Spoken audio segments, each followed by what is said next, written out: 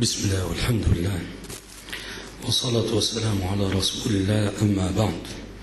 بارك الله للعروسين وبارك عليهما وجمع بينهما في الخير.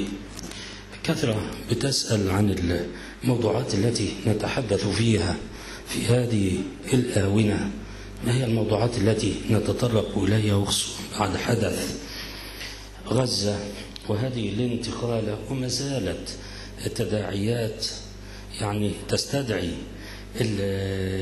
التبيين والتوضيح والحديث في المسائل الشرعية ودلالة الخلق على الحق، فبتكثر الأسئلة والمعاناة في ذلك. في مخاطبة الناس أنت ما تحتاج أبدا لأن تتعنى، وإلا في الحدث كما يقولون يفرض نفسه عن زواج وغير زواج، يتم الحديث والكلام عن أحكامه والأمور المتعلقة به، والعنوان الكبير هو الزواج. ونفس القضية فيما يتعلق بالساحة وما هي الموضوعات التي نتطرق لها ونتحدث فيها، ليكن العنوان الكبير هو الأحداث أو كلمة غزة مثلا، ثم بعد ذلك تأتي التفاصيل والتي أحيانا تذكرها أنت في معرض حديث واحد، خطبة واحدة، لن تعدم أبدا أن تنتقل من الإجمال إلى التفصيل، وهذا وارد في تأليف الكتاب والخطبة والدرس، عنوان كبير ثم تحته تفاصيل كثيرة وعديدة. ونفس القضية، وإلا فما الذي يمنعك من الحديث والكلام تفصيلا عن آداب الدعاء؟ مسألة مهمة جدا وسلاح المؤمن.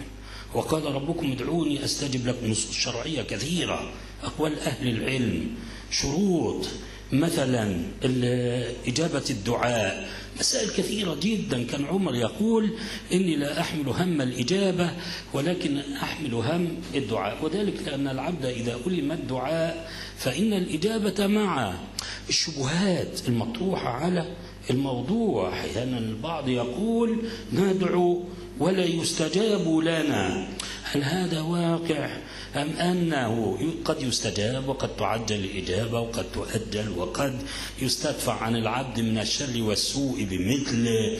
وحتى إن لم يستجب لك لا تلومن إلا نفسك، لا تلومن، وإلا فلا تشكك أبدا في المعاني الشرعية. ما هو البعض لما سأل إبراهيم بن آدم ما لنا ندعو ولا يستجاب لنا، قال لأنكم قرأتم القرآن ولم تعملوا به، وعرفتم الشيطان مثلا وتابعتموه، وعرفتم الموت ولم تستعدوا له. ففي موانع، ما المانع من أن تتحدث تفصيلا في مسألة وقضية مهمة جدا، قضية تعبدية؟ الذي يمنعك من أن تتحدث مثلا عن المنافقين؟ طابور النفاق طابور طويل جدا، تواطؤ مع أعداء الإسلام والمسلمين ونحو ذلك. تكلم على النفاق، كانوا يخشونه على أنفسهم دقي وجل، حتى كان حذيفة يتعوذ بالله من خشوع النفاق، فلما قيل وما خشوع النفاق قال أن يرى البدن خاشعا والقلب ليس بخاشع. عمر يرى الشاب طأطأ رأسه يقول يا ابن أخي ارفع رأسك، فإن الخشوع لا يزيد على ما في القلب.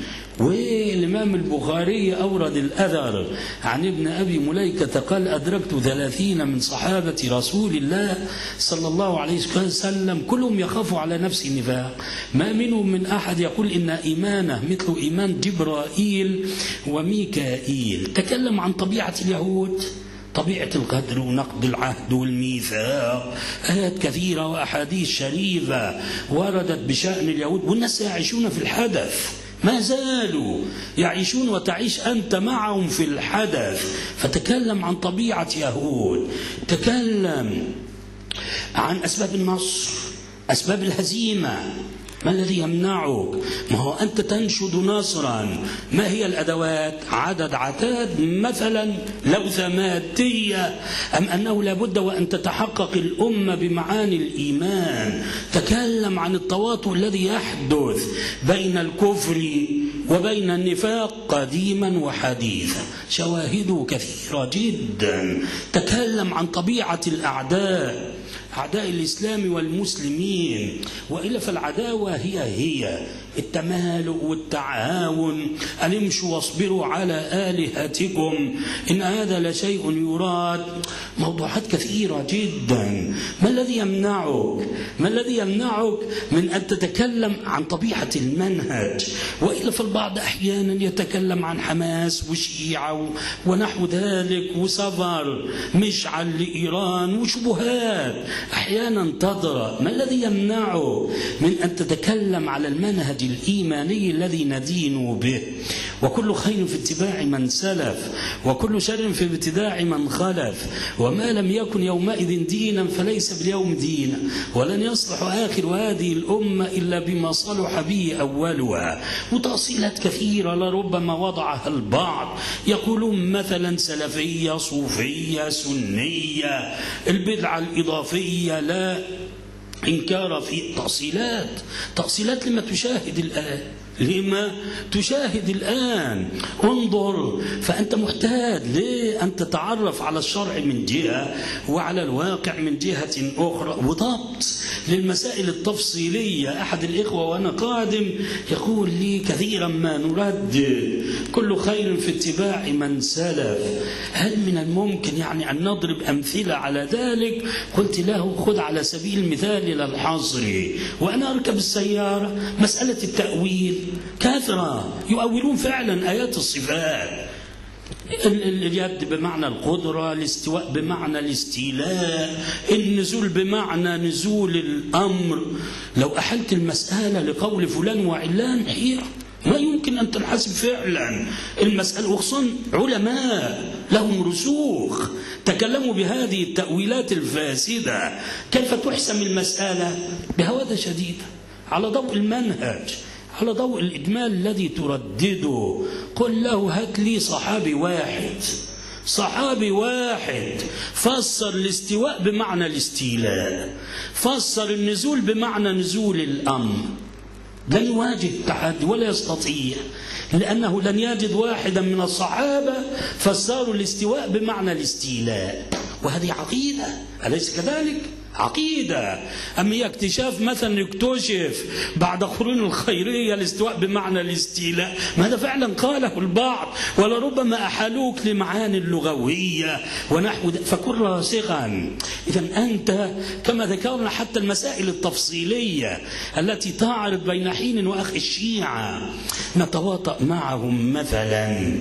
وحتى النبي صلى الله عليه وسلم دعي لحلف الفضول وقال لو دعيت به في الإسلام لأجبت. ما ربما كانت إعانة مقبولة من شيعة وغير شيعة حتى، وخصوصا مع نفض اليد من المسلمين في غزة وحال الضعف. والنبي صلى الله عليه وسلم قال لو دعيت به في الإسلام لأجبت، وكان لنصرة المظلوم قرشيا كان أو غير قرشي. ولكن هل تصبح المسائل سياسية مثلا مكيافيلية؟ مواقفنا مواقف مبدئية، مواقف عقائدية. منذ اليوم الأول كنا نحذر من عقائد الشيعة، وحتى لو قبلنا الإعمار وغير الإعمار كن حذرا، بمعنى لا تفتح صدرك لعقائد شيعية. هذا من أخطر الأشياء. لهم عقيدة والساحة ما ارتاع، اليهود وغير يهود، وأمريكان وغير أمريكان، وشيعة وغير شيعة، وكلمة التوحيد قبل توحيد الكلمة، ووحدة الفكر